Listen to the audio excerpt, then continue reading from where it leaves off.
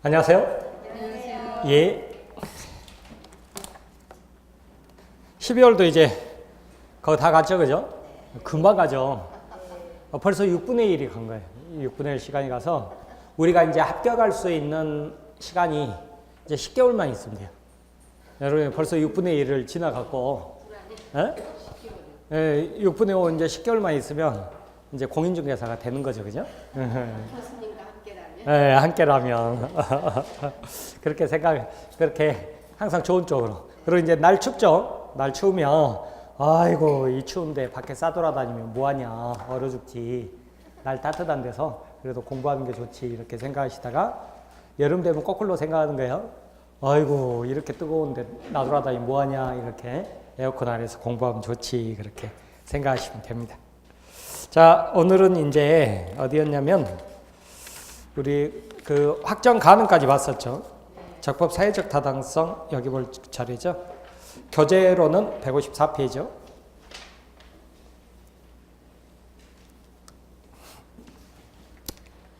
자, 우리가 이제 민법 총칙이 어떻게 구성되어 있느냐 그랬죠. 그랬더니 이 민법 총칙은 자, 전 범위가 이렇게 돼 있다고 그러면 맨 처음에 인이 나오죠. 그죠? 인. 그죠? 물권법과 계약법에 공통된 사항을 뽑아 놓은 거거든요. 그러면 계약도 A하고 B 사이에 이루어지고 물권 변동도 A와 B 사이에 이루어지잖아요. 그래서 공통점이 인이죠. 그죠? A와 B 혹은 감가 을 인. 인이 뭘 했냐면 채권행위도 하고 물권행위도 하고 그죠? 이런 것들을 합쳐서 뭐라고 그랬냐면 법률행위 그랬어요. 그 다음에 뒤에 이제 권리에 잠자는 자는 보호받지 못한다. 그래서 10년 소멸시에 걸린다. 뭐 이런 거 있었죠. 그죠? 근데 인도 우리 시험범위 아니고 소멸시효도 우리 시험범위 아니고요. 가운데 법률행위만 우리 시험범위 그런데 이게 차지하는 비중이 거의 8, 90% 된다고 그랬죠. 그래서 법률행위라고도 이렇게 목차가 나오기도 해요. 아무튼 법률행위만 우리 시험범위예요. 법률행위만 민법 총칙은요.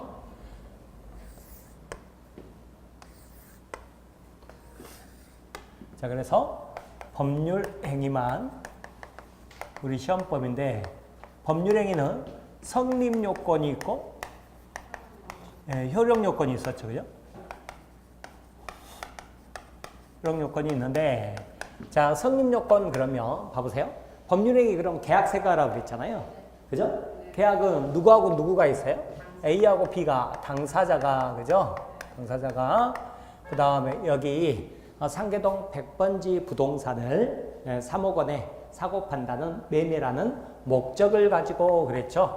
목적을 가지고 그 다음에 뭘 했냐면 청약이라는 의사표시, 승낙이라는 의사표시를 했었죠. 의사표시를 하면 뭐라고 그래요?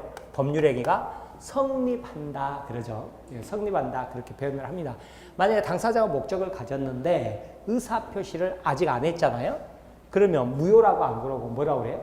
불성립 이렇게 표현을 합니다. 불성립 이렇게 표현하는데 다시 이 당사자는 어쩌냐면 권리 능력이 있어야 되고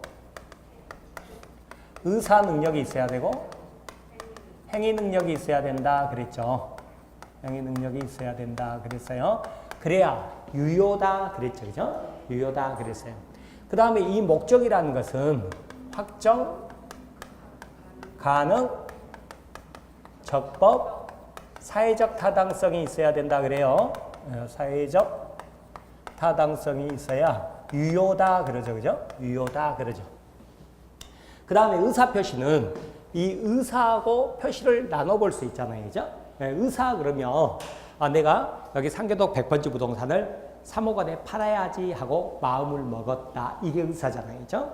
그래서 팔겠다고 표시를 했다. 그러죠? 그러면 이 의사 표시는 어쩌냐면 의사하고 표시하고 일치를 해야 되고요. 그 다음에 하자가 없어야 된다. 그러죠? 그래야 유효란 말이에요. 그래야 유효해야 되는데 그러지 않는 경우가 있더라. 그 말이죠. 그죠? 이것을 뭐라고 그러냐면 비정상적 의사표시 그러죠. 비정상적 의사표시 이렇게 표현을 합니다. 그리고 비정상적 의사표시에는요. 자, 107조 비진후 표시가 있고 108조 통정 허위 표시가 있고 109조 착오가 있고 110조 사기 강박이 있죠. 사기 강박이 있다 그러죠. 자, 이렇게 구성이 되어 있습니다. 이것을 이제 오늘 일반적 성립 요건, 일반적 효력 요건 그러죠. 그런데 이제 만약에 A하고 B가 혹은 갑하고 을이 권리 능력이나 의사 능력이 없으면 어떻게 돼요? 이것은 무효가 되는 거고요. 그 다음에 행위 능력이 없다 이러면 제한 능력이라고 그랬죠. 예전에는 행위 무능력 그랬거든요. 그런데 지금은 제한 능력 그렇습니다. 제한 능력자의 법률행위는 취소 사유죠. 그 다음에 확정 가등적 법 사회적 타당성 이거 하나라도 없다 그러면 뭐예요? 무효죠, 그죠? 무효. 그 다음에 비진후 표시 있죠, 그죠? 비진후 표시는 저번 주에 제가 그렇게 말씀드렸죠. 제가 수업 끝나고 100만 원 드릴게요. 줄 것 같아요? 안 줄 것 같아요? 여러분이 안 줄 것 같다고 대답을 했잖아요, 그죠? 그랬죠? 그럼 제가 안 줘도 된다 그랬죠, 그죠? 근데 줄 것 같아요? 그럼 줘야 된다 그랬죠? 이게 뭐냐면 비진후 표시라는 건데요. 나는 의사가 줄 마음이 없는데 설명을 쉽게 하기 위해서 표시를 준다고 했잖아요. 불일치죠, 그죠? 의사 표시가 불일치한데 이걸 내 스스로 알면서 했잖아요. 이것을 이제 비진후 표시라고 그럽니다. 이것은 원칙적으로 뭐냐면 유예예요, 유효. 그러니까 제가 줘야 돼요. 근데 여러분이 안 줄 것 같은데요, 그러잖아요. 즉 상대방이 의사 표시한 자를 표의자라고 그러는데 표의자의 비진후 표시라는 것을 알았거나 알 수 있었다 그러면 무효 이렇게 됩니다. 무효 이렇게 되죠, 그죠? 자, 그 다음에 이제 통정 허위 표시 대표적으로 재산 빼돌리는 행위 그랬죠. 여러분이 나한테 1억 원을 빌려줬는데 자, 내가 돈을 안 갚아요. 그러면 여러분 1억 원 반환 소송하죠. 대여금 소송하고 승소하면 그 판결서에 의해서 다시 집행관한테 가죠. 그럼 집행관이 내가 살고 있는 아파트 경매로 넘긴단 말이죠. 그러니까 그렇게 경매로 넘어갈까 봐 내가 미리 내 막내 동생하고 짠 거죠. 그죠? 짠 걸 뭐라고 그래? 통정 그러죠. 그죠? 그래서 막내 동생 따고 마치 매매가 아님에도 불구하고 매매한 것처럼 해서 소유권 이전을 되는 거죠. 이것을 통정 허위 표시를 해요. 그러면 나는요, 팔 마음이 없죠. 그죠? 그런데 표시는 뭐예요? 파는 것처럼 의사 표시가 불일치했죠. 그죠? 이 불일치를 내가 알면서 했죠. 여기는 비진후 표시하고 똑같죠. 그런데 플러스 뭐예요? 상대방과 통정이 더 들어가 있죠. 그죠? 예, 이걸 통정 허위 표시를 해요. 자, 그래서 통정 허위 표시는 뭐냐면 무효입니다. 우리 법에가 그렇게 정해져 있어요. 그 다음에 착오 있죠. 그죠? 예, 착오는 뭘로 돼 있냐면 취소 사유로 돼 있습니다. 취소 사유. 그래서 착오라는 것은 예를 들어서 남들 다 평당 1,000만 원인데 나도 1,000만 원이라고 쓰려고 했는데 그냥 어떻게 했어요? 공짜 하나 더 적어버린 거 있죠. 그래서 1억이라고 적어버렸죠. 나는 1,000만 원으로 쓸 의사였는데 표시를 1억으로 했잖아요. 불일치하죠. 그죠? 근데 이 경우는 불일치를 모르고 한 거죠. 스스로 모르고 한 것을 착오라고 그러고 취소 그러죠. 그 다음에 사기는 이제 기망행위죠. 속인 거죠. 뭐 좋은 땅 있는데 뭐 어쩌고저쩌고 속여가지고 내가 속았어요. 그래가지고 뭐 비싸게 샀다. 사기죠. 그죠? 강박이라는 것은 공포심을 주는 거죠. 그죠? 조폭이 와가지고 좋은 말 할 때 도장 찍어 그래서 부들부들 떨면서 싸게 판다고 도장 찍었다. 강박이죠. 그죠? 이건 뭐냐면 취소 사유 그러죠. 그래서 우리 민법에서 취소 사유는 딱 세 가지입니다. 뭐 있어요? 예. 예. 자, 이것을 행위 무능력이라고 그랬죠. 이걸 뭐라고 그러냐? 제한 능력 그래요. 이제 제한 능력. 예, 능력이 제한돼 있다. 그래서 제한 능력자 법률에 그다음 뭐 있어요? 착오. 그다음에 사기 강박. 세 가지만 취소 사유다. 암기하려고 하지 마세요. 예, 이렇게 자주 보면 됩니다. 자, 그다음에 이제 뭐가 있었냐면 자, 특별 성립 요건으로서요. 법인 있죠. 이는요. 자연인하고 법인이 있거든요. 이렇게 법인. 우리처럼 자연이 출생으로 사람이 된 게 있고요. 회사처럼 법으로 사람을 만들어 놓은 게 있잖아요. 그러면 자연인은 태어난 자연인 아니라고 그랬지, 그죠? 엄마 뱃속에서 완전히 태어났을 텐데 법인은 언제부터 법인이라고 그랬죠? 설립 등기했을 때. 법인은 설립 등기가 돼야 돼요. 설립 등기가 돼야 된다 그랬죠. 그래야 법인이 성립한다 그러죠. 그런데 법인이요. 모든 요건을 다 갖췄어요. 실체를 다 갖췄는데 법인 설립 등기만 딱 하지 않는 상태. 그걸 뭐라고 그래요? 권리 능력 없는 사단 재단 그러죠. 그죠? 예. 비법인 사단 재단. 뭐 이런 식으로 표현합니다. 예. 자, 그다음에 이제 매매 같은 경우 낙선 계약이죠. 그죠? 낙선 계약은 언제 성립한다고 그랬어요? 청약과 승낙의 의사표시 합치로 그랬죠. 그죠? 그래서 청약과 승낙의 의사표시 합치로 그러죠. 그죠? 자, 이렇게 돼 있죠. 그런데 자, 이것을 낙선 계약이라고 그러는데 낙선 계약 반대말이 뭐냐면 요물 계약이에요. 요물 계약. 그러니까 낙선 계약은 승낙만으로 입으로 계약이 성립한다 그 말이고요. 요물 계약이라는 것은 물건을 요한다 그러죠. 그죠? 네, 그래서 대표적으로 계약금 계약이란 말이에요. 그러니까 3월 1일 날 계약금 주기로 했어요. 3천만 원. 그런데 실제로 통장에는 3월 2일 날 계약금이 입금됐대요. 그럼 계약금 계약이 언제 성립했어요? 3월 2일이란 말이에요. 3월 2일. 아셨죠? 왜 그러느냐? 계약금 계약은 말로만 3월 1일 날 계약금 주기로 했다는 말로만 되는 게 아니에요. 매매 계약은 어때요? 말로 청약이 있고 승낙이 있으면 돼버리잖아요. 근데 계약금 계약은 실제로 그것도 전액이에요. 통장에 꽂혀야만이 계약금 계약이 성립합니다. 그래서 계약금 계약에서는 어쩌냐면 계약금이 수수가 돼야 돼요. 그래서 이 계약금 계약이 대표적으로 무슨 계약이라고 그래요? 요물 계약이다 이렇게 표현합니다. 요물 계약. 매매 계약은 뭐예요? 낙선 계약 이렇게 표현을 하는 거고. 알겠죠? 자, 이렇게 또 봐두는 거예요. 자, 그 다음에 특별 효력 요건으로서 오늘 잠깐 앞에 볼 텐데 대리에서는 대리권이 존재해야 된다 그래요. 자, 대리 실제 사례에서 되게 많은데 남편 명의 아파트로 돼 있는데 여기 임대차 계약을 하려고 그러거든요.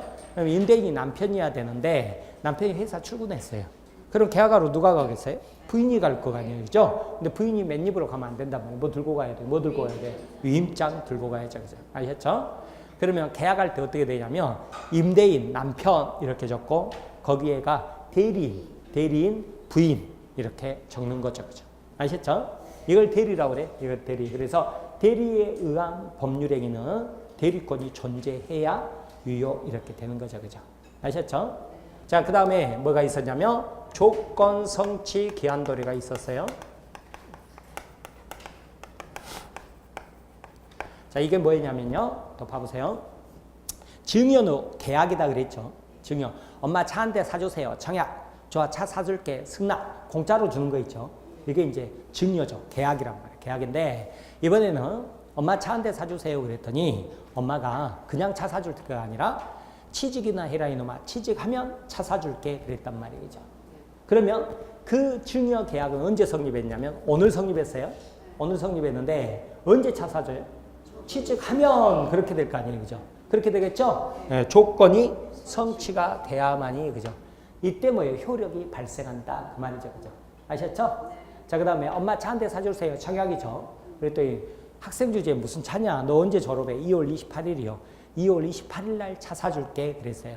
그러면 계약은 오늘 성립했죠. 성립했는데 언제 차 사줘요? 2월 28일 날. 그때 효력이 발생하잖아요. 이걸 뭐라고 그래요? 기한 그러죠. 그죠? 차이가 뭐냐? 취직을 할 수도 있고 못 할 수도 있죠. 장래 발생 사실이 불확실하다. 조건이 성취. 조건이라고 그래요. 근데 2월 28일은 반드시 오는 날이죠. 장래 발생 사실이 확실하죠. 그러면 기한 그래요. 기한. 조건 성취 기한도는 뭐예요? 효력 발생 요건 그러죠. 그래서 우리 예전에 우리 기출문제로 뭐 그런 것도 나오고 그랬어요. 조건부 법률행위에서 조건 성취 있잖아요. 이거는 뭐예요? 성립 요건 그러면 X예요. 효력 발생 요건이다. 그러면 O 이런 식으로. 그런 식으로도 문제 나오고 그래요. 아셨죠? 자, 그 다음에 자, 토지거래 허가제도 있죠. 토지거래 허가제도 제가 한번 말씀드렸죠. 근데 저기 그렇게 공법 선생님 만났더니 공법에서 이제 토지거래 허가제도가 빠져버렸대네요. 그리고 중개사법으로 갔다고 그러더라고요. 제가 몰랐어요. 그런데 아무튼 민법에서도 이 토지거래 허가가 나오는데 제가 그 투기방지라고 이야기 한번 해드렸죠, 그죠? 저번 주에 당연히 까먹었죠, 그죠? 예. 자, 여기 투기방지 때문에 신도시 개발하려고 그러는데 여기 신도시 해버리면 누구나가 다 와서 투개해버릴 거 아니에요. 그죠? 그러니까 미리 뭐예요? 토지거래 허가구역으로 지정을 한다고요. 지정은 누가 해요? 장관이에요. 장관이 하는 거죠. 그죠? 근데 허가를 장관한테 받으러 갈 수는 없죠. 허가는 누구한테 받으러 가요? 시장, 군수, 구청장한테 받으러 가는 거죠. 그죠? 그래서 투기 목적이 아니다. 그러면 이제 허가를 내주는데 만약에 계약은 했는데 토지거래 허가를 안 받았어요. 그러면 법적 효력이 어떻게 돼요? 무효예요. 무효예요. 그리고 나중에라도 허가를 받으면 유효. 그러죠. 그죠? 그래서 토지거래 허가가 바로 이렇게 효력 요건이다. 이렇게 돼 있죠. 그죠? 자, 그러면 민법 총칙은요. 민법 총칙은 어떻게 구성되어 있냐. 제가 여기 10문제 나온다고 그랬죠. 그죠? 예, 그런데 이거 공부 안 해도 5개, 공부 열심히 하면 6개 그랬잖아요. 그래서 마음 비우고 공부하면 오히려 7, 8, 9개 이렇게 받는다고 그랬죠. 그러면 여기는 법률 행위에 대한 설명들, 이거 10분 넘기지 마라 그랬잖아요. 제가. 그랬죠? 그리고 당사자, 이는 우리 시험범위 아니라 그랬죠. 이는 우리 시험범위 아니잖아요. 그죠? 그리고 뭐 나왔어요? 목적 나오죠. 법률의 목적. 그 다음에 의사표시가 나오죠. 법률에게는 반드시 의사표시가 들어가 있죠. 의사표시가 하나만 들어가 있다. 단독행위. 2개 들어가 있다. 계약. 그러죠. 그죠? 여러 개 들어가 있다. 합동행위. 그랬었죠. 자, 그 다음에 뭐가 나오냐면 대리가 나와요. 대리. 자, 힌트가 뭐냐면 전부 뭐예요? 법률행위 목적, 법률행위 대리 그러는 거예요. 아셨죠? 그 다음에 무효취소 나오는데 이것도 뭐예요? 법률행위의 무효와 취소 그러는 거예요. 그리고 조건기한 나오죠? 이것도 뭐예요? 법률행위의 조건과 기한 그런다고 해요. 전부 법률행위에 대한 내용입니다. 아셨죠? 그렇게 알고 이제 들어가는 거예요. 이 중에서 우리 저번 주에 공부할 때 확정, 가능까지 공부했잖아요. 그죠? 그리고 가능 공부할 때 여기다가 허수아비처럼 이렇게 해가지고 뭐 원시적 불능, 후발적 불능 막 이렇게 그리고 그랬거든요. 구체적 내용 기억이 안 난다 그러면 아 나는 정상이다. 대신 그 허수아비처럼 이렇게 있었다. 그 이미지만 여러분이 가지고 있어도 그래도 돼요. 아셨죠? 그래도 나중에 공부할 때 훨씬 편안하다고요. 그러면 이제 오늘 뭘 볼 거냐면 적법하고 사회적 타당성에 대해서 한번 살펴볼 거예요. 여기도 뭐 무조건 시험 문제 나오는 부분인데요. 또 찬찬히 한번 봐봐요. 제가 그림으로 그려드릴게요. 네. 자, 뭐냐면 자, 적법해야 돼요. 만약 반대말이 뭐겠어요? 위법하죠. 그죠? 법률행위가 위법이죠. 그러면 무효다 그 말이에요. 그러니까 예를 들어서 부동산을 사고 팔기로 했다. 매매계약. 그죠? 이 목적은 뭐예요? 적법하잖아요. 근데 마약을 사고 팔기로 했다. 이 계약은 뭐예요? 위법하단 말이에요. 왜? 마약 관련법에가 그런 거 거래하다가 걸리면 쇠고랑 찬다 이렇게 돼 있거든요. 하지 말라고 돼 있어요. 근데 그런 것을 계약해봤자 뭐예요? 무효다 이러죠. 아셨죠? 또 총포 도금에 관한 법률 이런 것 보면 우리나라는 총기 소지가 금지되잖아요. 그죠? 그러니까 총 소지하지도 말고 거래도 하지 마라 그렇게 돼 있거든요. 금지 규정으로. 근데 그런 것을 총을 사고 판다고 계약을 해봤자 뭐예요? 무효 이렇게 되겠죠. 그죠? 그렇게 되겠죠? 네, 그렇게 돼 있어요. 법에가. 그러니까 법 규정에 위반하면 무효인 거예요. 그런데요.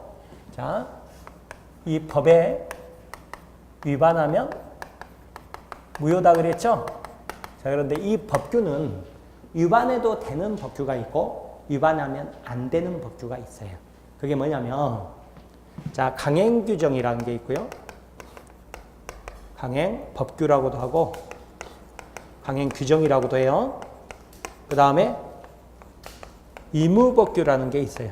의무법규, 의무규정이라고도 합니다. 의무규정 이렇게 돼 있는데 강행법규는 어쩌냐면요. 강행법규는요. 어쩌냐면 위반하면 안 돼요. 위반하면 꼭 법대로 해야 돼요. 그러니까 법에 위반해서 특약을 할 수가 없어요. 특약이 안 먹혀요. 꼭 법대로 가야 돼요. 근데 의무법규라는 것은 뭐냐면 특약을 해도 돼요. 그러면 특약대로 가는 거예요. 법과 위반해서요. 법에 위반해서 특약대로 해도 된다. 무슨 말이냐면 예를 들어서 여러분 임대차에서 우리 뭐 공부하고 왔냐면 그럼 뭐 한번 기억나는지 안 되는지 봐보세요. 임차인은 고치고 살아요. 고쳐달라고 그래요. 고쳐달라고 하잖아요. 그죠? 네, 사소한 것은 이런 전구 같은 건 자기가 고친다고 그랬죠. 근데 안전기가 나갔다 그러면 임대인에게 고쳐달라고 한단 말이에요. 근데 올 때까지 뭐 캄캄한 데 살 수는 없잖아요. 그래서 자기 돈으로 고쳤다 그러면 그 비용을 임대인에게 달라고 할 수 있죠. 그죠? 이걸 뭐라고 그랬어요? 필요비 그랬어요. 필요비. 예, 필요비 상환 청구 그랬죠. 그죠? 필요비 상환 청구 그랬죠. 또요, 임차인이 카페를 하는데 실내에 화장실이 없어요. 그래서 500만 원 들여서 화장실 만들었거든요. 자, 이것은 떼갈 수가 없죠. 그죠? 근데 건물 가치를 증가시켰잖아요. 그럼 그 비용 달라고 할 수 있다고 그랬죠. 이걸 뭐라고 그랬냐면 유익비 그렇게 표현했죠. 그죠? 유익비 이렇게 표현했죠. 이렇게 표현했어요. 자, 그 다음에 뭐가 있었냐면 천정형 에어컨 기억나세요? 천정형 에어컨이 뭐였냐면 여러분이 카페 할 때요. 임대인으로부터 매수했거나 임대인의 동의를 얻어서 이렇게 천정형 에어컨을 설치했단 말이에요. 저 천정형 에어컨 저 봐보세요. 천정형 에어컨 있죠. 그죠? 카페 같은 데 가면 저런 거 있잖아요. 그죠? 당연히 임대인이 카페 한다고 그러면 묵시적 동의를 해준 거하고 똑같을 거 아니에요. 근데 기간 끝나고 나갈 때 임차인 저거 떼갈 수 있어요? 없어요? 이때니까요. 저거 있죠? 잘 봐보세요. 저기 에어컨 기사 부르죠? 5분도 안 돼서 저거 떼버려요. 아셨죠? 떼갈 수 있다고요. 떼갈 수 있는데 떼가면 저거 시쳇말로 똥값 된단 말이에요. 그러니까 어찌냐면 저게 있어도 어차피 이 건물에는 좋겠죠. 그죠? 그러니까 임대인에게 사조할 수 있어요. 사조 그러면 시가로 바로 매매 계약이 체결돼 버린 거예요. 임대인 말 들을 필요도 없어요. 아셨죠? 자, 이걸 뭐라고 그래요? 예? 부속물이라고. 부속물.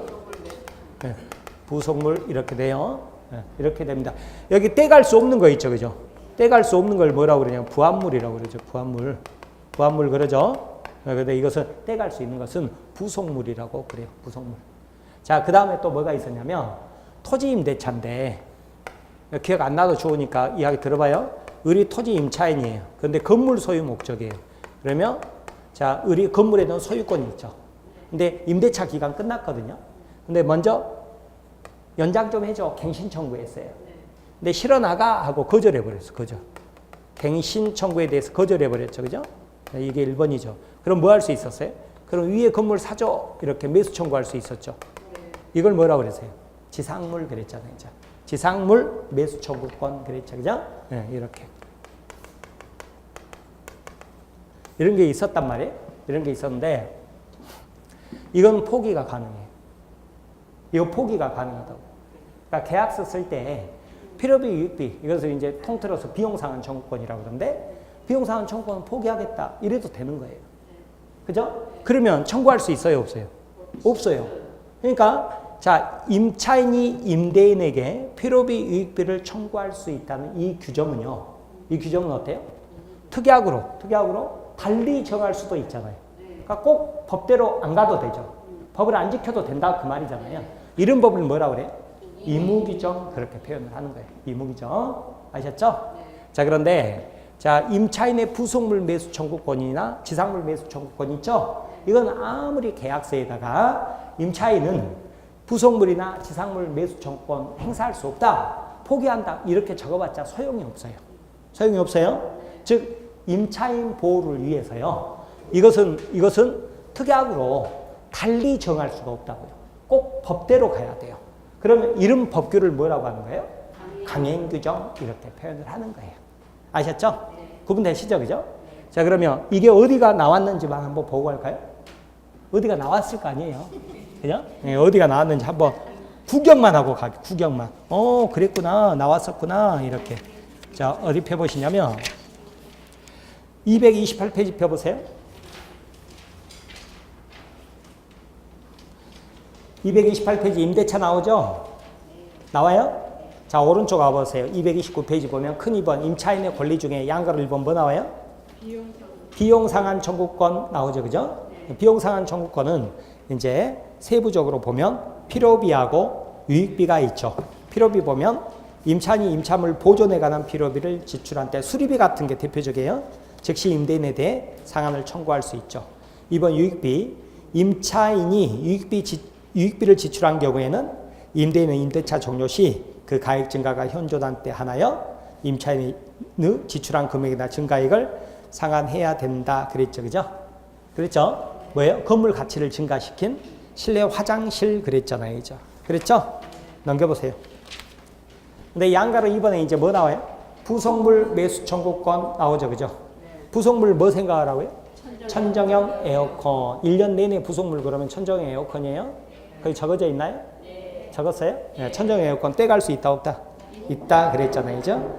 그래서 거기 보면 건물 기타 공작물 임차인이 그 사용 편익을 위해 임대인의 동의를 얻어 이 부속한 물건이 있을 때는 임대차 종료 시 임대인에 대해 그 부속물 매수 청구할 수 있어요. 근데 이것은 대답을 들을 필요가 없어요. 그 즉시 그냥 시가로 매매 계약 체결돼 버립니다. 근데 시가가 합의가 안 되면 결국은 감정평가 받아야죠. 임대인으로부터 매수한 부속물에 대해서도 같다 그랬죠. 그죠? 그렇죠? 그리고 양가로 3번에 이제 뭐 나와요? 지상물 매수 청구 나오잖아요. 그죠? 토지 임대차 기간 만료 시 지상 건물이 현존하잖아요. 그러면 임차인은 계약의 갱신 청구를 하고, 그죠? 1차로. 그리고 임차인이 갱신 청구를 거절하죠? 그럼 2차로 뭐 할 수 있다고요?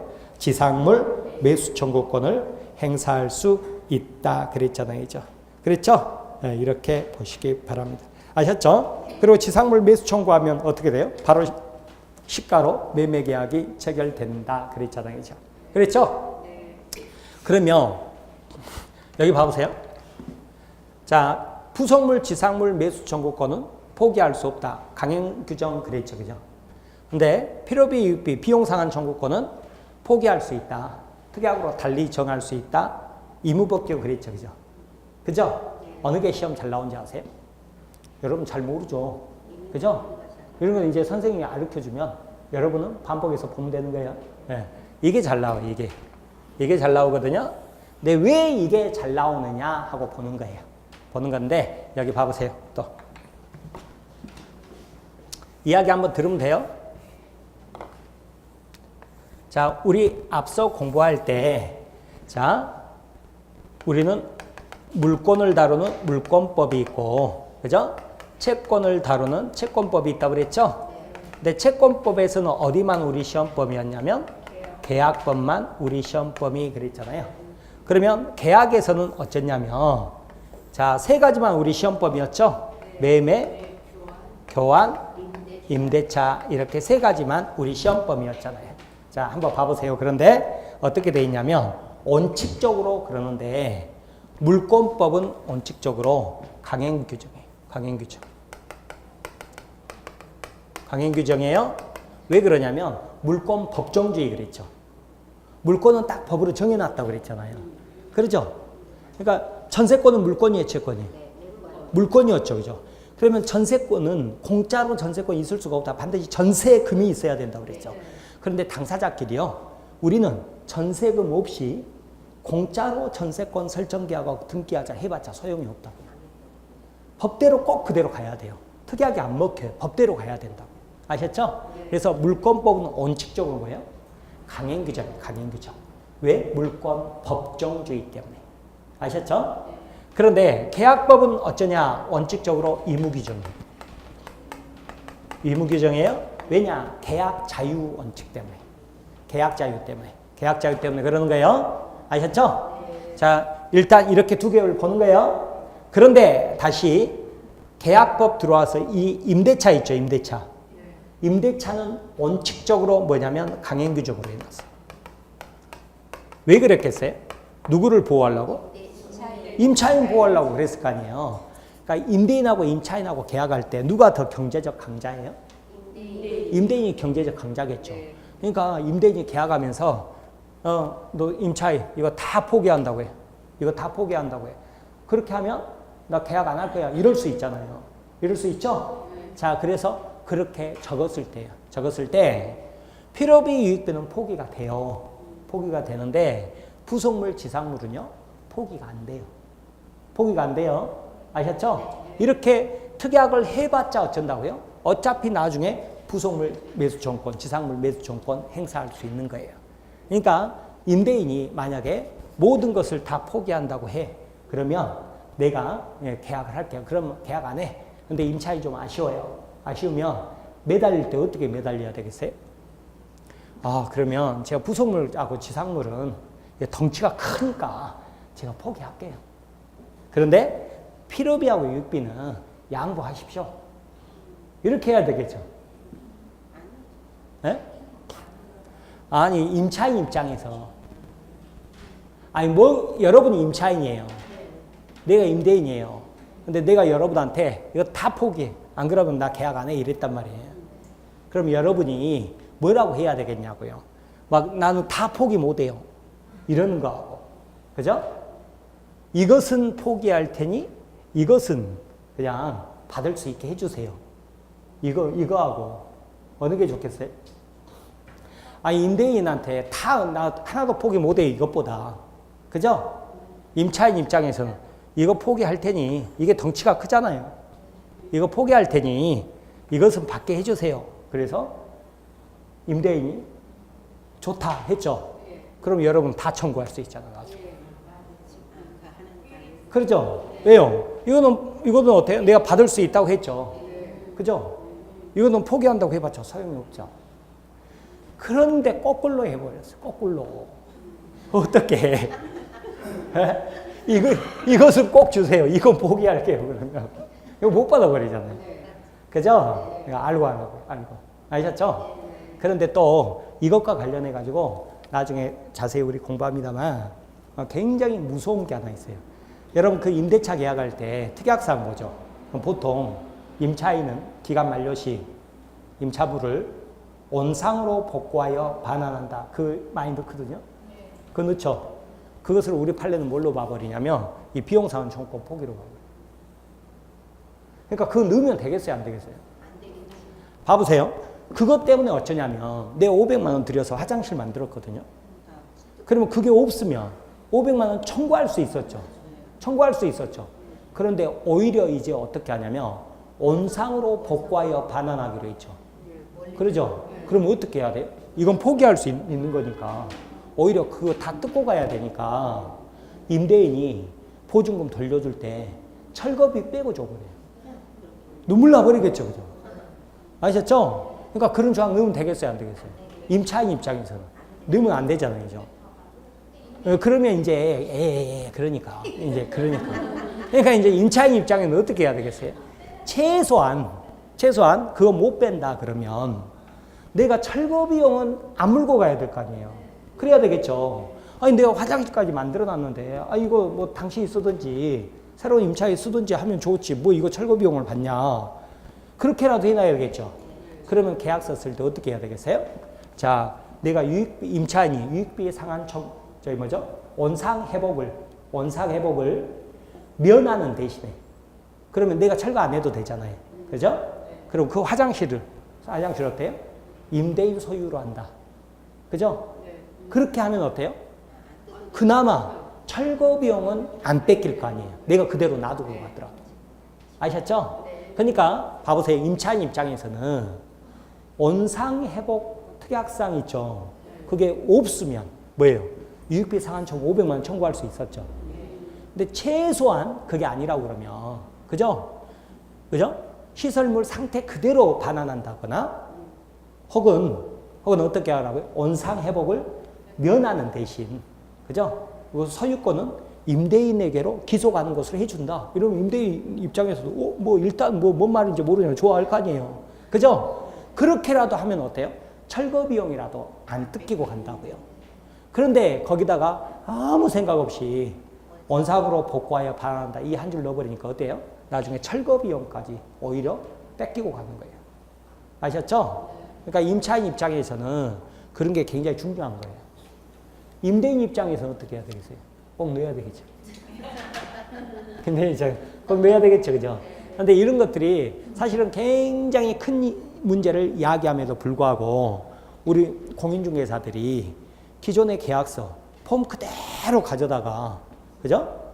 뭐 날짜하고 이름 바꾸고 주소 바꾸고 금액 바꾸고 해가지고 뭐 그렇게 계약서 써버리잖아요. 그러니까 그냥 계속 이렇게 가버리거든요. 가버리는 건데 그것을 조금 여러분이 잘 알고 해주셔야 돼요. 아셨죠? 그리고 여러분이 중개를 하지 않더라도 이게 사실은 얼마나 큰 문제입니까? 1,000만 원, 2,000만 원 보증금에서 그냥 까여요. 그것 때문에 그 끈질긴 임대인을 안 만나봐가지고 지금 뭔 말인지 잘 모르시는 분들이 많을 건데 굉장히 좀 독한 임대인 만나잖아요.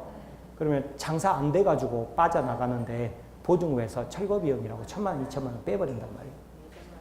아셨죠? 그런 것도 다 잘 알아야 돼요. 방금 또 얼마 벌었어요? 1,000만 원, 2천만 원 번 거예요. 아셨죠? 실제로 되게 많아요. 그런 일이 많으니까 조심하시라고요. 아셨죠? 자, 그래서 지금 보니까 어때요? 필요비 유익비는 포기할 수 있는 거예요. 포기할 수 있으니까 필요비 유익비를 청구할 수 있다는 이 법 규정을 뭐라고 한다고요? 의무규정. 의무규정. 아셨죠? 근데 아무리 부속물 매수 조건, 지상물 매수 조건 포기한다고 적어봤자 임대인이 이거 포기한다고 적어 그러면 웃으면서 적어주세요. 아, 그래요? 예, 하고 적어주세요. 그리고 나중에 청구해버리면 된다. 아셨죠? 왜? 법대로 꼭 가야 되니까. 이 법은 뭐라고 그런다? 강행법규 혹은 강행규정 그러는 거예요. 그런데 이것을요, 아까 말씀드리는 것처럼 물권법은 물권 법종주의니까 원칙적으로 강행규정. 계약법은 원칙적으로 계약 자유원칙이니까 의무규정. 그러나 임대차만큼은 임차인 보호를 위해서 강행규정으로 해놨다. 이렇게 딱 기본을 세워놓는 거예요. 그래야 물권법에서 볼 때 예외적으로 의무규정이 나오죠. 유치권 포기할 수 있다고 했어요? 없다고 그랬어요? 여러분 건물 앞으로 지을 거예요? 안 지을 거예요? 지을 때 여러분이 도급인이 되겠죠? 그죠? 그럼 건설회사 수급인, 하청업자 하수급인 그랬잖아요. 제가 건물 지을 때 뭐 받아놓으라고 그랬어요? 유치권 포기각서 받아놓으라고 그랬죠. 그게 나중에 죽고 사는 문제가 될 수 있다고 그랬죠? 그랬죠? 그 말은 유치권 포기할 수 있다 없다? 있단 말이잖아요. 그죠? 그러죠? 그러면 유치권에 관한 규정이 강행규정, 의무규정. 의무규정. 와, 신기하네. 이렇게 되는 거예요. 그게. 이게 딱 이렇게 원칙이 세워져야 물권법을 공부하는데 의무규정이 나왔다 그러면 아, 신기하네 하고 그렇게 별표를 치지. 물권법 공부하는데 이건 강행규정이야 그랬더니 막 거기다 별표 3개 쳐놓고 막 또 이랬다 그러면 괜히 또 책 빌려줬다가 친구하고 우정에 근거하고 그런다니까요. 아셨죠? 자, 그리고 계약법은 뭐라고요? 의무규정 원칙이란 말이에요. 그죠? 그런데 임대차는 뭐라고요? 임차인 보호를 해서 강행규정 그랬죠. 그죠? 그러니까 임대차에서도 어때요? 의무규정이 이제 특이하겠죠. 그죠? 그래서 이 비용 상한 청구권이 의무규정이라는 게 시험에 되게 잘 나오는 거예요. 근데 시험하고 관계가 없더라도 일단 딱 이렇게 뼈대를 세워놓습니다. 아셨습니까? 네. 그러면 여기에서 말하는 적법해야 유효지, 위법하면, 법에 위반하면 무효다 할 때 이 법은요, 강행규정일까요? 의무규정일까요? 강행규정이겠죠. 그죠? 그죠? 강행법규에 위반하면 무효다. 이 말이 될 거 아니에요. 그죠? 그렇게 되겠죠? 자, 이렇게 될 거라고요. 그래서 여러분 중개사법에 뭐가 나오냐면 중개사법에 아이, 칠판도 넓은데 여기다 그죠? 여기다 그죠? 자, 강행 법규에 위반하면 무효 그랬죠? 무효 그랬어요. 자, 이제 조금 어려운데 한번 이야기 들어보세요. 중개사법에가 어떻게 돼 있냐면 A하고 B 공인중개사요. 중개수수료 있죠. 중개수수료. 이게 이제 중개보수라고 용어가 바뀌었다고 그러더라고요. 그런데 0. 아마 제가 알기로 9%가 뭐 이렇게 뭐 아파트 같은 경우 금액 얼마다 그런 뭐 몇 프로까지 이렇게 다 정해져 있고 오피스텔 뭐 0.9%까지 하다가 지금 0.5% 이하로 정해져 있고 막 그런데 토지 같은 경우 뭐 상가 같은 경우 최대로 많이 받을 수 있는 게 0.9%일 거예요. 0.9%. 그런데 만약에 1% 약정을 했다 그러면 법 위반이에요. 법 위반. 공인중개사 처벌받아요. 아셨죠? 그런데 만약에 초과해서 수수료 약정을 했단 말이에요. 수수료 약정을 했어요. 지금 이제 보수라고 그러죠. 그러면 이건 어떻게 돼요? 법에가 하지 마라고 돼 있잖아요. 그런데 위반했기 때문에 이 초과 부분은 무효라고요. 무효 이렇게 돼요. 초과 부분은 무효예요. 초과 부분. 그러면 무효면 이행할 필요가 없어요. 0.9%만 주면 되지 1%를 줄 필요가 없다고요. 아무리 1%를 적었다 하더라도. 그런데 만약에 1%를 줘버렸을 때 A는 반환 청구할 수 있느냐? 그 문제. 초과 부분 반환 청구할 수 있느냐? 반환 청구할 수 있다 그래요. 반환 청구할 수 있다. 왜 그러느냐 그랬더니 이 경우는요. 0.1% 초과해서 준 것 자체가 불법 원인으로 준 것은 급여는 아니다 이렇게 표현을 하거든요. 무슨 말이냐면 법 개정할 수 있잖아요. 3% 4% 줄 수 있다 이렇게 할 수 있죠. 그죠?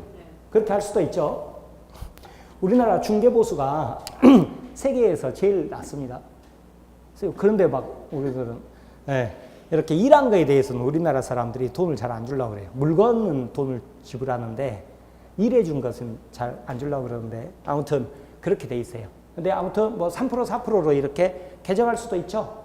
그러니까 이렇게 초과해서 준 거 자체가 불법 원인으로 급여한 것은 아니라고 그래요. 그래서 어때요? 초과 부분은 반환 청구할 수 있어요.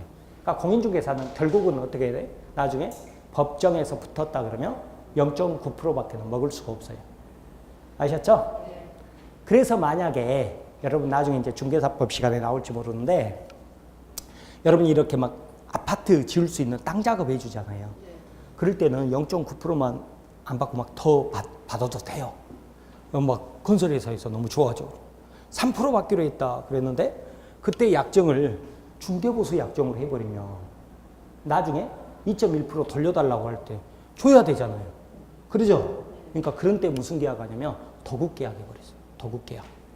도급계약이 뭐였어요? 우리 건물 지을 때 건설회사한테 이렇게 우리가 도급계약 맡길 때 한다고 그랬죠? 일을 완성해주는 대가로 받는 계약을 도급계약이라고 그러거든요.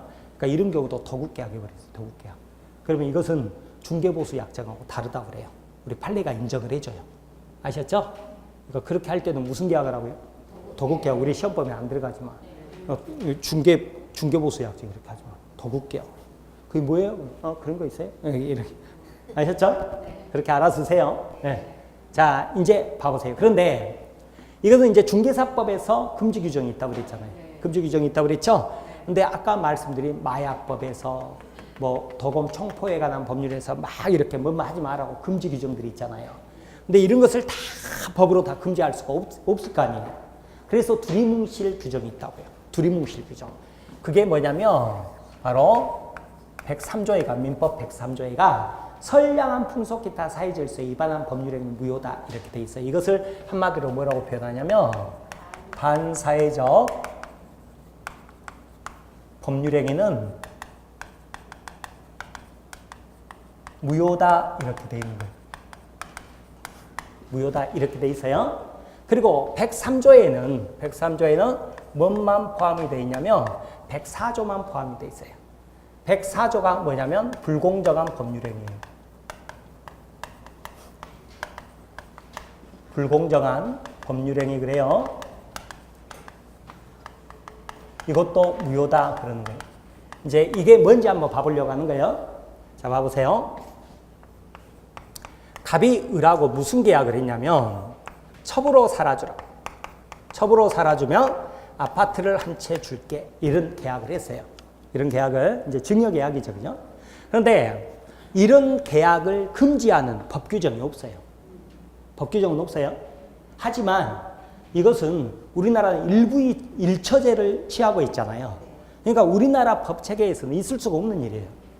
그래서 해당 개별 법은 없지만 이런 것들이 바로 뭐예요? 선량한 풍속 기타 사회질서에 위반되는 법률행위로 무효다 그러는 거예요. 반사회적 법률행위 무효다 이렇게도 표현합니다. 아셨죠? 자, 무효면 이제 어때요? 이행할 필요가 없죠, 그죠? 근데 이행해버렸어요. 이행했을 때 어떻게 될 것이냐 그 말이죠. 처벌해야 이제 안 살면 그만이죠, 그죠? 근데 부동산 소유권 이전해 줬잖아요. 이것을 반환 청구할 수 있느냐 이 문제죠. 반환 청구할 수 없다 그래요. 왜 그런 줄 아세요?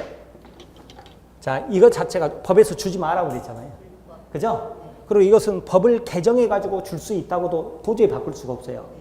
여기는 개정해서 바꿀 수 있지만 여기는 안 돼요. 그래서 준 거 자체가 뭐라고 그러냐면 불법 원인으로 준 거다, 급여한 거다, 주지 마라 그랬는데, 근데 불법 원인으로 줬죠.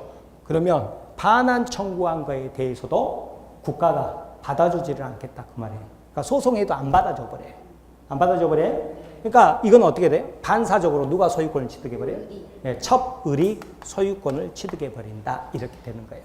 이게 바로 불법 원인 급여예요. 그러니까 강행법규 위반이나 그죠? 그 다음에 반사회적 법률행위나 다 무효죠, 그죠? 무효면 이행할 필요가 없죠. 거기까지 차이가 없잖아요. 근데 이행했을 때 여기는 반환 청구할 수 있고 여기는 반환 청구를 못하는 거예요. 그 차이예요. 아셨죠? 그것을 어려운 말로 뭐라고 표현했다? 여기는 불법 원인 급여가 아니고 여기는 불법 원인 급여니까 반환 청구 못한다. 이렇게 이야기를 하는 거예요. 아셨어요? 자, 그런데 103조 반사회적 법률행위에는 104조 불공정한 법률행위가 포함된다고 그러거든요. 이게 뭐냐 그랬더니 또 뭐냐면 자, 등장인물이 누구냐면 김 할아버지예요. 1년 내내 김 할아버지가 나올 거예요. 자, 김 할아버지가 퇴직하시고 강원도 산골로 들어가셔서 사신 지 30년이 됐어요. 그래가지고 이제 세상 물정을 몰라요. 세상 물정을 몰라요. 그래서 이분이 어떤 상태에 있냐면 궁박하거나 혹은 경솔하거나 혹은 경험이 없는 무경험 상태에 있어요. 셋 다 있을 필요 없어요. 어느 하나만 있으면 돼요. 셋 중 하나만 있으면 돼요. 아셨죠? 그런데 김 할아버지가 이런 상태에 있다는 것을 알아요. 안 걸 뭐라고 그래요? 악이 그러죠. 그죠? 악이라고 그러죠? 그러면서 이를 이용할 의사가 있었어요. 자, 그래가지고 어떻게 했냐면 할아버지 그 부동산 아무 소용없는 건데 내가 1억 원에 사드릴게요 해가지고 매매 계약을 했는데요. 알고 봤더니 10억짜리였거든요. 10억짜리인데 이것을 1억에 사버린 거예요. 1억에 즉 뭐냐면 세 번째 현저한 불균형이 있어버린 거예요.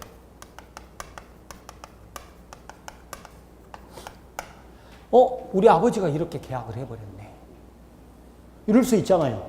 이랬을 때 이제 어떻게 될 것이냐. 무효라고 그랬죠. 무효니까 뭐예요? 이행할 필요가 없어요. 그러니까 아버지 이행하지 마세요. 이러면 돼요. 아셨죠? 그런데 조금 더 아시는 분은 계약하셨어요, 아버지? 잘하셨어요. 빨리 줘버리세요. 돈 받아버리세요. 이러면 더 좋아요. 왜 그런지 아세요? 자, 봐봐요. 무효니까 이행하지 마라 그랬죠. 이행할 필요 없다고 그랬죠. 근데 이행해버렸어요. 이행해버렸어요? 그랬을 때죠. 자, 을을 뭐라고 그러냐면 폭리자라고 그럽니다.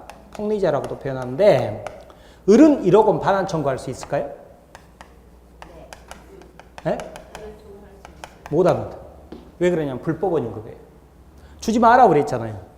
근데 줬죠. 준 거 자체가 뭐예요? 불법 원인으로 급여한 거죠. 그죠? 그죠? 그러니까 반환 청구 못해요. 반환 청구한 거에 대해서 국가가 도와주지 않는다니까요. 안 받아줘요. 자, 김 할아버지 있죠. 반환 청구할 수 있을까요? 할 수 있어요. 왜? 할아버지는 불법이 아니에요. 피해자잖아요. 그죠? 피해자라고요. 불법이 아니라고요. 그러니까 뭐예요? 반환 청구할 수 있어요. 결론이 어떻게 돼버리죠? 김 할아버지는 집도 갖고 돈도 갖고 을은 개털 이렇게 돼버려요. 개털은 법률용어는 아니에요. 전문용어예요. 전문용어. 개털 이렇게 돼버려요. 이렇게 돼버린다니까요. 그러니까 아까 뭐라고 그랬어요? 자, 자식 입장인데 김 할아버지 아버님이 그죠? 이렇게 계약을 했다 그러면 하나만 아시는 분, 그러니까 아무것도 모르시는 분, 아이고 우리 망했네 왜 계약했어요 뭐 이러는 거고, 자 하나만 아시는 분 뭐예요? 아버님 이거 무효해요. 줄 필요 없어요 이럴 테고. 하나만 아니라 둘까지 아시는 분은 어때요? 아버님 빨리 줘. 이걸 치고 어떻게 해? 네. 소송해버리면 집도 갖고 돈도 갖고 이렇게 된다고요. 아셨죠? 이게 뭐예요? 불공정한 법률행위 이렇게 되는 거예요. 아셨습니까? 자, 그런데 이때 여기서 말하는 궁박 있죠. 그죠? 궁박. 궁박은 여기서 말하는 강박하고 달라요. 여기서 강박은 막 죽여버리겠어. 막 협박한 거죠. 그죠? 그래서 공포심을 받은 거예요. 공포심. 근데 이 궁박은 뭐냐면 경제적으로 궁박하다. 쪼들린다는 뜻이에요. 쪼들린다. 경제적으로 궁박하다. 뭐 정신적으로 쪼들린다. 정신적으로 궁박하다. 이걸 말을 하는 거예요. 아셨죠? 강박하고 달라요. 경솔은 뭔 말인지 아시죠? 그죠? 경솔하다. 무경은 뭐예요? 경험이 없다. 셋 중 어느 하나다. 이렇게 가는 거죠. 아셨죠? 자, 그리고 아기가 뭐라고요? 알면서. 그죠? 할아버지가 이런 상태라는 알면서 이용할 의사가 있었다 그랬죠? 그리고 이제 현저한 불균형이 있잖아요. 현저한, 어느 정도야 현저한 불균형이냐 그랬더니 판례에서 명시적으로 말을 하지 않는데 판례를 읽어보면 느낌이 한 3배 정도. 3배 정도 초과한다 그러면 현저한 불균형으로 보는 것 같아요. 그 정도 선에서 이렇게 느낌만 좀 가지세요. 아셨죠? 자, 그런데 이때 103조에는 104조만 포함되죠. 자, 비정상적 의사표시 있죠. 107, 108, 109, 110조. 107조, 108조, 109조, 110조, 기타 등등등은 여기에 포함이 안 돼요. 무슨 말이냐 그랬더니 특히 108조가 뭐예요? 통정허위표시죠. 통정허위표시는 무효라고 그랬죠. 무효. 무효는 무효인데 반사회적 법률행위 무효는 아니라고요. 무효는 무효예요. 근데 103조 반사회적 법률행위로 무효는 아니라고. 이게 무슨 말이냐면 아까 말씀드린 대로 제가 여러분한테 1억 빌렸는데 강제집행 당할까봐 막내 동생하고 짜고 매매로 소유권 이전 등기 해놨죠. 이게 통정허위표시로 무효라고 그랬죠. 무효라고 그랬죠? 무효인데 내가 나중에 여러분한테 이제 1억 원 갚았어요? 아무 문제 없죠. 그랬을 때 막내 동생한테 야 이제 아무 문제 없다. 다시 나한테 돌려줘. 소유권 이전 청구할 수 있느냐 그 말이에요. 이전 청구할 수 있어요. 왜 그래요? 103조에 해당돼 버리면 불법원 인급이라서 반환 청구 못 하잖아요. 그런데 103조에는 104조만 포함되지 나머지는 포함이 안 되니까 무효는 무효라도 어때요? 103조 무효는 아니니까 불법원 인급여가 아니죠. 준거 자체가 반환 청구할 수 있다 없다? 있다 이렇게 되는 거예요. 차이점이에요. 차이점. 아셨죠? 그래서 나중에 이제 여러분 공부하시면 이처럼 통정허위 표시 있죠? 무효는 무효지만 반사회적 법률행위로 무효다 그러면 X예요. 시험 되게 잘 나옵니다. 아셨죠? 하나만 더 할게요. 자, 이때 막내 동생한테 야 돌려주라 할 수 있어요 없어요? 있다고 그랬죠. 불법원 인급이 아니니까 돌려달라 할 수 있다고 그랬죠. 그랬더니 막내 동생이 뭐라고 그랬냐면 형 그냥 나한테 소유권 이전 등기까지 돼 있는데 내가 돈을 줄 테니 차라리 나한테 팔아라 이럴 수 있잖아요. 그래서 내가 좋아 팔게 할 수 있죠. 그죠? 그러면 그때로부터 새로운 매매 계약이 체결돼 버리거든요. 근데 이때 내가 좋아 그랬죠. 그죠? 이걸 뭐라고 그러냐면 추인이라고 그래. 추인. 나중에 인정한 거 있죠. 그죠? 나중에 인정 이걸 뭐라고 그래요? 추인 그래요. 추인. 아셨죠? 이런 추인이 가능해요. 추인이 가능한데 그러나 다시 또 이건 추인이 안 돼요. 자, 왜 추인이 안 되는지 봐볼래요? 1% 초과 수수료 약정했죠. 네. 무효라고 그랬죠. 네. 추인해봤자 또 뭐예요? 또 1%. 또 법 위반이죠. 그러니까 추인해봤자 효력이 없다 그래야죠. 첫 계약 무효라고 그랬죠. 추인해봤자 또 첫 계약이잖아요. 그렇죠? 그러니까 뭐예요? 추인해봤자 효력이 없다 그러죠. 불공정한 법률행위 추인해봤자 또 뭐예요? 불공정한 법률행위죠. 추인해봤자 효력이 없다 그래야죠. 아셨죠? 근데 통정허위 표시는 뭐예요? 통정허위 표시는 매매였잖아요. 매매. 매매는 추인하면 뭐가 돼요? 유효한 법률행위가 될 수 있다 그 말이죠. 아셨죠? 그렇게 되는 거예요. 그런 내용들이에요. 머리 아프죠? 처음 보니까 머리 아픈 거예요. 나중에는 이 정도는 그냥 사진 머릿속에 막 사진이 있어가지고 그래 이거죠 막 이렇게 되는 거예요. 나중에 막 제가 이렇게 동그라미 2개 그리려고 그러면 또 여러분 막 얼굴 표정이 또 그리네 귀찮아 죽겠네 막 이렇게 돼요. 근데 지금 이제 처음 보는 거예요. 처음 보는 건데 그냥 말로 하는 것보다는요. 여러분이 이렇게 구도를 짜고 보면 훨씬 편할 거예요. 아셨죠? 대신에 이제 뭐 더 세부적으로 들어가면 뭐 효력 규정, 단속 규정이 있다 막 이런 거 있고 그런데 그런 건 안 보는 거예요. 지금 골목 길은 안 들어간다고 그랬어요. 그럼 교재를 한번 봐보세요. 154페이지. 자, 큰 2번 적법성 나오죠, 그죠? 적법성 나와요? 자, 이거 보는 거죠? 강행법규, 물권법, 이무법규, 계약법 이렇게 나오잖아요. 이무법규에 뭐라고 돼 있어요? 사회질서에 관계없는 규정으로서 당사자가 법규와 다른 특약을 해도 무효가 아니라 유효, 특약이 먹히는 것을 말을 합니다. 아래 사전보다 쉬운 용어 설명 보면 강행규정 나오죠? 당사자의 의사여에 불구하고 강제적으로 적용되는 규정을 말한 법률이 정한 대로 해라. 그죠? 이게 강행규정 그러죠. 그죠? 물권법이 대부분 여기에 해당함 그랬죠? 이무규정 보세요. 법률과 다른 당사자 특약이 우선하여 지배함 그랬죠. 그죠? 계약 자유가 허용도 계약법 규정 그랬잖아요. 3번 효력 규정, 단속 규정 지금 보지 말라고 그랬습니다. 자, 오른쪽 오세요. 자, 3번 타당성 그랬는데 103조 나오죠. 반사회적 법률행위 그래가지고 선량한 풍속 기타 사회질서에 위반한 사항을 내용으로 하는 법률행위는 무효 그랬죠. 그죠? 무효 그랬잖아요. 자, 이렇게 돼 있죠. 그죠? 이렇게 돼 있는데, 자, 거기 보시면 입법 취지 뭐 이런 건 알 필요가 없는데, 결론 무효다. 그죠? 동그라미 2번에 보면, 첫째, 강행 규정으로 금지 행위를 하나씩 명시적으로 규제할 수 있잖아요. 그죠? 그러면 이건 여기에 해당된다고. 여기에 해당되죠? 여기에 해당돼요. 법이 있다면. 근데 둘째, 개별적으로 규정 못하는 것들을 일반 조항으로 규제하면 나오죠. 그죠? 103조. 아셨죠? 그 내용이죠. 그죠? 판단 시기, 언제 반사회적 법률행위냐? 당연히 계약 체결시겠죠? 법률행위 성립시를 기준으로 그러잖아요. 성립시를 기준으로 그래요. 뒤에 읽지 마시고 괜히 머리 아프니까. 그러면 3번 반사회적 법률행위에 해당하여 무효인 경우 나오죠. 그죠? 그러면 이것은 법이 없으니까 뭐겠어요? 전부 판례로 나올 거 아니에요. 판례로 나오겠죠? 그러면 이제 판례를 보면 너무 많으니까 뭐예요? 유형화를 시켜놨다고. 1번, 2번, 3번, 4번이라서 유형화 시켜놨어요.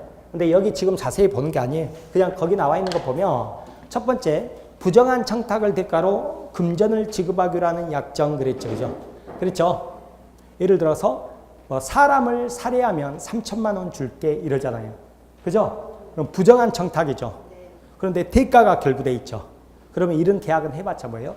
무효다 그 말이죠. 그죠? 아셨죠? 그런데 부정한 청탁뿐만 아니라 정당한 청탁이라도요. 대가가 결부되면 전부 반사회적 법률이 무효입니다.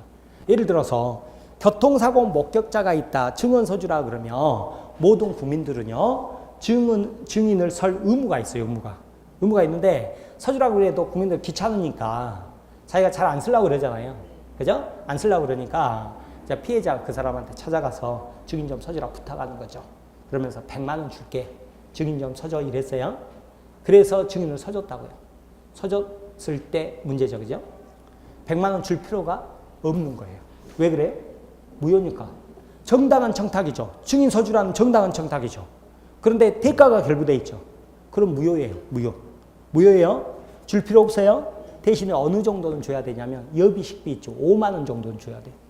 5만 원 정도. 왜? 하루 깨고 왔으니까 여비 식비 정도만 주라고 그래요. 95만 원 줄 필요 없어요. 아셨죠? 근데 100만 원 다 줘버렸어요. 그럼 반환 청구할 수 있을까요? 없을까요? 없어요. 왜? 불법원인 거니까. 그래서 아무튼 부정한 청탁이건 정당한 청탁이라도 대가가 결부됐다 그러면 다 반사회적 법률행위 무효. 이렇게 한번 이야기 듣고 넘어가 버리는 거예요. 증인 서주라. 아셨죠? 네, 그렇게 보시기 바랍니다. 그 다음에 3번 보면 노름빚 갚을 필요 있어요? 없어요? 없죠. 그죠? 없죠? 자, 봐보세요. 내가 도박하려고 돈을 빌려요. 근데 아무 말을 않고 그냥 돈 1,000만 원만 빌려줘. 그래서 여러분 빌려줬거든요. 이건 내가 갚아야 돼요? 안 갚아야 돼요? 갚아야죠. 그죠? 이게 이제 도박하려고 이걸 동기라고 그러는데 표시되지 않는 날 여러분이 어떻게 알겠어요? 그죠? 그러니까 이건 갚아야 되는 거예요. 그런데 내가 여러분한테 도박하게 1,000만 원만 빌려줘 이랬어요. 좋아 빌려줄게 그랬어요. 언제? 내일 빌려주라 내일 이랬어요. 그럼 오늘 계약을 했죠. 그죠? 계약했더라도 이건 무효라고요. 그러니까 여러분이 빌려줄 필요가 없어요. 그런데 1,000만 원 빌려줘 버리죠? 그러면 돌려받을 수가 없다고. 왜? 불법원인 거니까. 반대로 나는 갚을 필요가 없는 거예요. 아셨죠? 마찬가지잖아요. 토박할 때 뭐예요? 뭐 꽁짓돈이니 뭐니 막 이런 말 쓰잖아요. 옆에서 돈 빌려주는 사람. 그래서 이거 다 뭐예요? 도박빚이잖아요. 그 사람한테 돈 잃으니까 다시 또 돈 빌려고 또 잃고 이러죠. 이거 다 뭐예요? 노름빚이죠. 노름빚. 그죠? 이거 갚을 필요 있다 없다? 없다 그래요. 왜요? 반사회적 법률은 무효니까. 아셨죠? 빌려줄 필요가 없는데 빌려줬죠? 불법 원인급여. 그죠? 반환 청구 못하는 거예요. 그러니까 나는 뭐예요? 갚을 필요가 없다. 이렇게 되는 거죠. 아셨어요? 근데 이제 연속국에서 보면 법적으로는 갚을 필요가 없는데 누가 오죠? 깍두기가 오잖아요. 그때는 이제 대신 가서 누구 좀 맞고 오세요. 뭐 이래야죠. 그죠? 그런 내용이죠. 아셨죠? 도박빚 같은 거 갚을 필요 없다. 이렇게 보세요. 자, 나머지 것들 괜히 복잡한 것들 보지 마세요. 넘기세요. 양가로 4번에 반사회적 행위 효과 나오죠. 그죠? 자, 사례 보면 배우자 있는 갑이 본처가 병들자 을료와 첩으로 3년간 살기로 하고 아파트 소유권 이전을 해주고 매달 월 500만 원을 주기로 각성을 작성했죠. 그죠? 이건 뭐예요? 반사회적 법률의 무효잖아요. 줄 필요 없다고 그랬죠. 그러니까 거기 아래 보면 한가로 1번에 급부 이행 전이다 그러면 무효로서 싸그리 무효 뭐 이렇게 적어놨죠. 그랬죠. 그래서 그 뭐예요? 자, 동그라미 1번 갑은요 첫 계약이 무효였음을 모든 사람에게 주장할 수 있죠. 아셨죠? 뭐 2번 이런 것은 읽을 필요가 없고요. 그런데 여기는 안 나와 있습니다만, 여기는 안 나와 있는데 기왕에 줘버렸죠, 그죠? 줘버렸으면 반환 청구할 수 있어요, 없어요? 없다고요. 왜 그래요? 불법 원인급여니까. 아셨죠? 결론은 처미 소유권 취득하는 거예요. 아셨어요? 여기까지만 보세요. 뭐 뒤에 지금 제3자로 넘어가고 어쩌고저쩌고 이런 거 보는 거 아니에요? 자, 그래서 한가로 2번에 보면 급부 이행 후 그랬죠. 불법 원인급여 나오죠. 동그라미 1번 갑은 첨에게 이미 지급한 불법 원인급여물 아파트 같은 것을 계약 무효를 주장하여 부당이도로 돌려달라고 반환 청구할 수 있느냐? 없다 그 말이에요. 아셨죠? 자, 그렇게 보시기 바랍니다. 네, 그렇게 보세요. 자, 그 다음에 오른쪽 오세요. 큰 4번 이제 103조에는 104조만 포함된다고 그랬죠.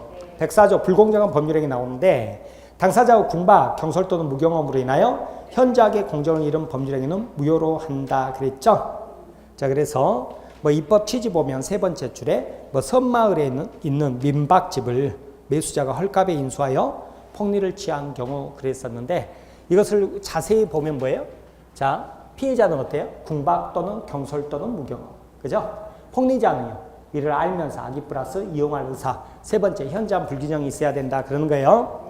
그래서 요건 보세요. 동그라미 1번 객관적 요건. 현저한 불균형이 존재할 거 그랬죠? 그 다음에 주관적 요건. 궁박이란 급박한 공급. 쪼들린다. 그렇게 생각하라고 그랬죠? 경제적 궁박도 있지만, 경제적 원인에 기인할 수 있지만, 정신적 궁박도 있다, 없다? 있다. 정신적 또는 심리적 궁박도 있다. 자, 그 다음에 니은번 경솔 그러면 의사결정할 때 그 행위 결과나 장래에 관하여 보통이 가지는 고려를 하지 않는 경우 그랬죠.